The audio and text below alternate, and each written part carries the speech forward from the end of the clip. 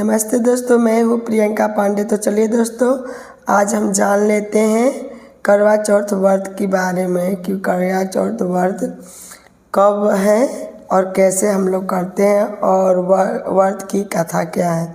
तो दोस्तों, सबसे पहले मैं आपको बता दूं कि कार्तिक मास के कृष्ण पक्ष की चतुर्थी तिथि को करवा चौथ का व्रत हम लोग करते हैं और इसे करक चतुर्थी के नाम से भी जाना जाता है। इस दिन सौभाग्यवती स्त्रियों के लिए गणेश जी का पूजन करने का विधान है और हम लोग बहुत ही पूर्ण भाव से गणेश जी का इस दिन पूजा करते हैं और शिव और पार्वती जी को।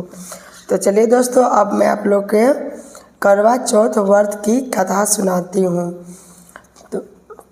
करवा चौथ व्रत की कथा प्रारंभ है। एक साहूकार के 7 पुत्र और एक पुत्री थी। कार्तिक कृष्ण चतुर्थी के दिन साहूकार की पत्नी उसकी भाभियों और बहुओं एवं कन्याओं ने संयुक्त रूप से व्रत का अनुष्ठान किया। सभी लोग ने एक साथ सायंकाल में गणेश पूजन किया। पूजन के पश्चात साहूकार की सभी पुत्र भोजन करने बैठे। भोजन करते समय साहूकार के पुत्रों ने अपनी बहन से भी भोजन करने का आग्रह किया।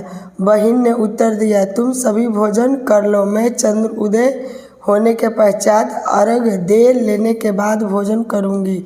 बहन की बात सुनकर भाइयों ने कुछ दूरी पर मैदान में अग्नि जला दी और उस अग्नि के प्रकाश को छल्ली में से दिखाकर, बहन देखो मैंने चंद्रमा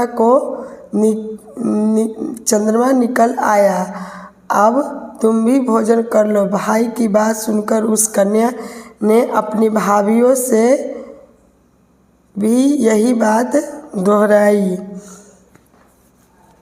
उसकी भाभियाँ इस कपट पूर्ण बात को जानती थी। उन्होंने उससे कहा, अभी चांद नहीं निकला है, तुम्हारे भाइयों ने अग्नि के प्रकाश द्वारा तुम्हें चंद्रमा का उदित होने का अभ्यास कराया है। परंतु अपनी भाभियों की बात पर उस कन्या ने कोई ध्यान ना देकर अर्घ दे डाला और उसके बाद भोजन भी कर लिया। उसके इस कृत्य से गणपति भगवान अत्यधिक रुष्ट हो गए। उसके फलस्वरूप उस कन्या का पति भयंकर रोग से ग्रस्त हो गया। चिकित्सा आदि करने में संचित धन नष्ट हो गया और वह अत्यंत शोकाकुल होकर कष्ट भोगने लगी। कष्ट भोगने के बाद जब उसे अपनी भूल का ज्ञान हुआ तो वह बराबर मन में पश्चाताप करने लगी। उसने अपनी भूल के लिए गणेश जी से क्षमा याचना की और व्रत को पुनः भक्ति पूर्वक पूरा किया। उसकी आराधना से गणपति भगवान प्रसन्न हो गए हैं और सभी कष्टों का निवारण कर उसे धन ध्यान से पूर्ण कर दिया। अतएव हम इस व्रत को प्राणी विधि पूर्वक संपन्न कर लेता है, उसकी सभी आकांक्षाएं पूरी हो जाती है।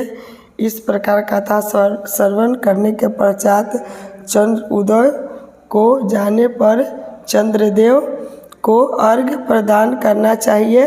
अर्घ्य में जल, पुष्प, अक्षत, चंदन एवं ऋतु फल का देना चाहिए। घी का दीपक जलाकर चंद्र देव को दिखाना चाहिए।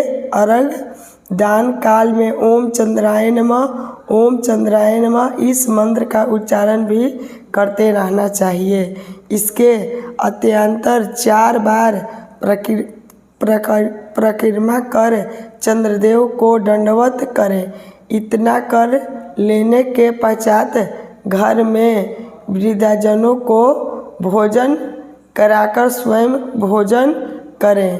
पूजा काल में विवाहित पदार्थ